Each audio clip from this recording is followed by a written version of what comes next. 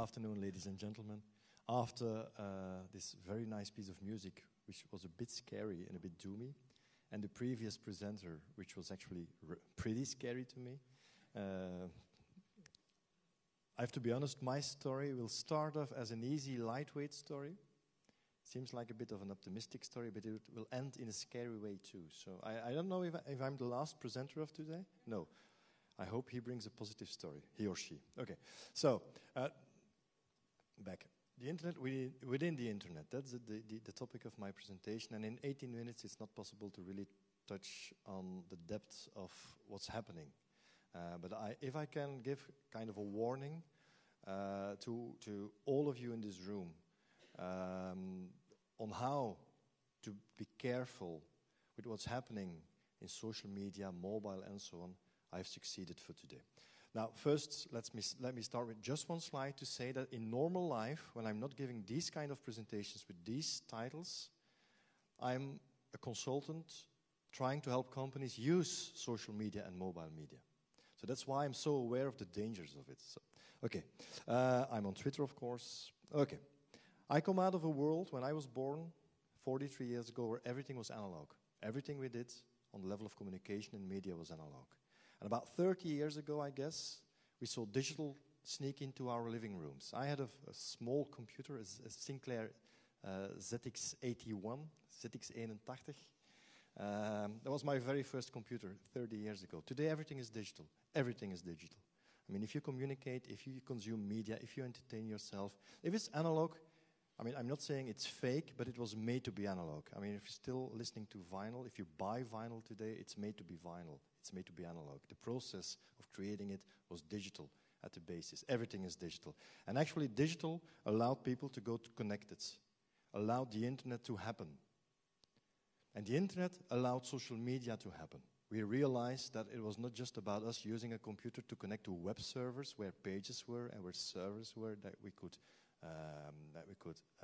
use to get information or services. We learned that we could also use it to connect to other people.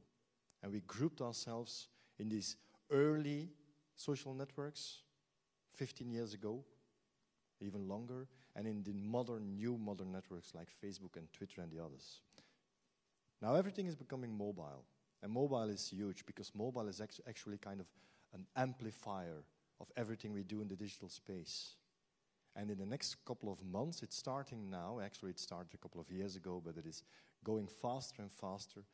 This will also, everything we see today in the Apple ecosystem, in the Android ecosystem, will move to our living rooms too. So we will see another threat in the future too. So I could talk a lot about social media, but I'm just going to tell or give a couple of insights on some of the basic concepts. Social media is not about, to me, it's not about media. It's not about shifting like a budget from television to Facebook. That's just one very short element of what the extensive nature of social is about. Social media is about change of behavior. It's about the fact that you accept that in everything you do, for all kinds of organizations and individuals, a couple of new elements are present. It's about proximity. It's about availability. It's about responsiveness. It's about transparency. And we see Facebook and others, Twitter and others, enable us to be like this. And it looks positive, and it is positive in a way. But again, at the end of my story, I will talk to you about the dark side of these organizations. As I said, it's about transparency. And I don't have the time to elaborate on what the real nature of change is that is initiated by us as people, grouping together in all kind of formations, all kind of groups, using this power of social media. And at the surface, it all looks very positive. And I'm an optimist. I believe it is very positive if we are careful enough, if we know how to use it. So, actually, I don't know. Well, I will address this slide just shortly, briefly. If you want to understand what the dynamics are, without the dark side of the Facebooks of this world, but if you want to understand what the dynamics are of what people are doing within these social network sites, actually the easiest way to understand it is to go back to when you were 12 years old and you were the first day at school, in a new school, at the playground. Why did you end up in that school? Because Someone recommended the school to your parents. Recommendation. How do you end up on Facebook? Because someone says, you're not on Facebook yet, you should do it. It's nice. You will meet all your friends and your colleagues. That's why you should go on Facebook.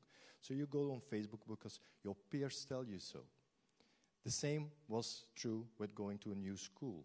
In the beginning, you didn't know anyone, unless maybe that older brother or that nephew or the neighbor that also is in this school. And a couple of loners stick together and they form this very small group, and slowly they get to know other people. They create this very small social network of a couple of people. After a while, they feel confident and they start sharing stuff. They start bragging. They start talking about things. Everything that actually we do today if we go to a pub or if we meet some people at a water cooler. The only difference with social media is that the scale and the nature of things is much bigger. It's global. You don't have 7 friends, but you have like 150 or maybe a couple of thousands, depending on how popular you are on social media. It's day and night. It's everywhere. It's always on.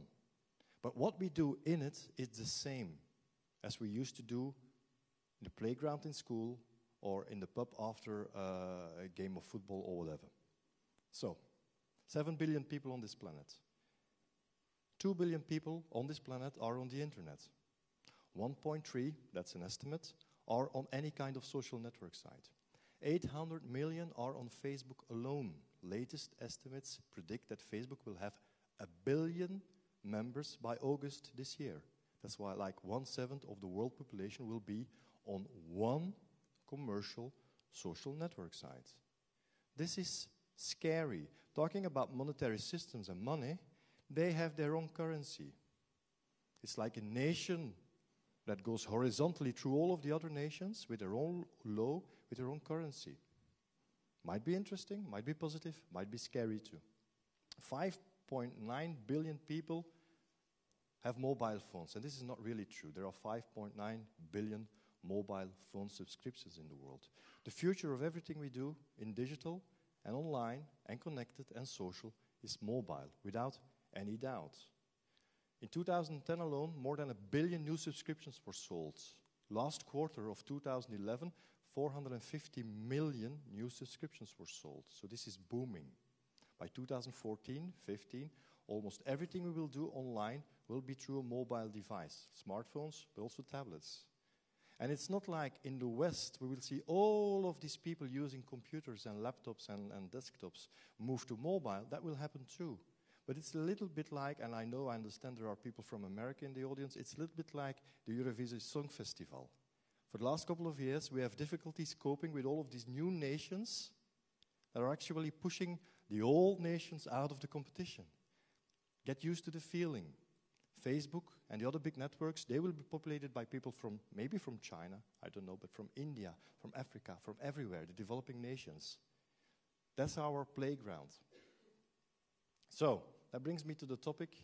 That was the part. Normally I tell it in a very happy way. So normally this is very positive, and I say it's all great. And it's all great. It creates a lot of value. But you have to think every investment you make, every time you make a decision to do something with or on social media, to develop something in a mobile environment, to decide whether you go for Apple or for Android or for something else, think about the next couple of slides that I will show you. The internet, within the internet, a brave new world, right? It's a bit like a rabbit hole. You know the story with the rabbit hole? Actually, for me, the internet within the internet, it's a bit like a colorful tabloid, how it compares to the real world. Or like how kindergarten compares to university. It's nice, it's colorful, it's protected, it's safe, but it's not the real world. So, social networks, I mean, it's booming. We're all betting on social to make the world a better place from an economical perspective, from an individual perspective. Mobile is amplifying this. The power we give to people through social is only closer to these people because they have mobile devices in their pockets, where they used to have to wait for a couple of hours before they could tell something to their peers or to the outside world. They can now do it instantly, once they have a smartphone with internet capabilities.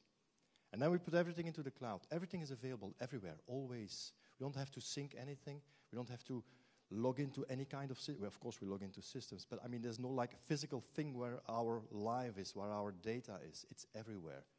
The main reason why companies invest in the cloud is because they can access data through tablets and other devices. It's not about costs. It's not about security. It's about convenience. Convenience. So, all of these new evolutions, social, mobile, and the other things coming up, they create incredible opportunities. Who is not throwing eggs or shooting birds at filthy pigs? I am. Some other people are not. Smart people. 500 million downloads, paid downloads of Angry Birds. A lot of people are making a lot of money out of something like mobile or social. Incredible business opportunities. Great. Invest in it. Go for it.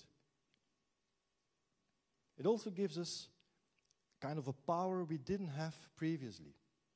It gives us the power, actually, to mobilize people, to bring people together around the cause and to change things, to make Bank of America change an increase of a fee for a credit card, which is an American example. Maybe, I don't know if you're following this, the hashtag 30 Januari, 30J, 30G. It's about the strike that is predicted for Monday. I mean, follow it on Twitter now. It's live. It's fun. It's great fun. It's pure entertainment. Okay. So actually, it gives us the power, apparently, to change something. Don't forget that this is nothing new. In the Philippines, there was SMS that overthrew the government. It's not true people overthrew the government. And actually, it's not people overthrowing anything, but that's another story. But actually, the revolution was powered, fueled, in this case, by social, and then before that, it was SMS. And in 25 years or 30 years ago, when the Soviet Union collapsed, it was fax. We always had a kind of a technology, a communication, again, a technology to communicate that enabled people to gather and to empower us. This time, it's much more powerful than anything we ever had before. Very powerful. Positive.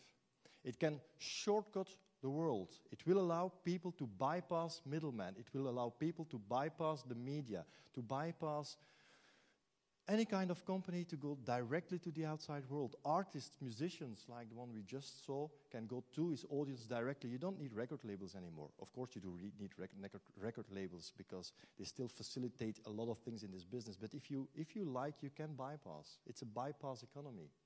Can create a lot of value. Look at the music industry. It's also destroying a lot of value.